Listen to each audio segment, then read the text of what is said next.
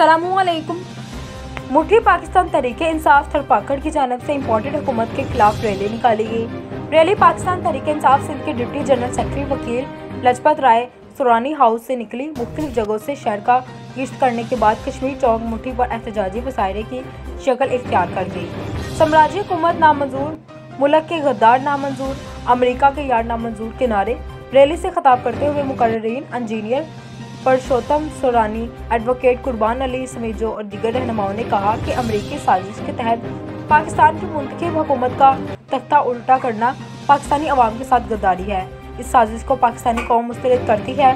पाकिस्तानी कौम हर मुहाज पर इमरान खान के साथ मौजूद है। हम इमरान खान को सुर्ख सलाम पेश करते हैं, जिन्होंने अपनी हुकूमत कुर्बान कर दी लेकिन अमेरिका की गुलामी को कबूल नहीं की। रैली में स्वाइगर गोस्वामी, सुमार बेल, आरिफ शाह, कपिल गोस्वामी, हयात जुनेजो, जुम्मन सिंगलानी, लजपत राठौर, कसीर तादाद में लोगों ने शिरकत की। सबाज कोटिक डिवीजनल ब्यूरो चीफ, नुमाइंदगान सिंध।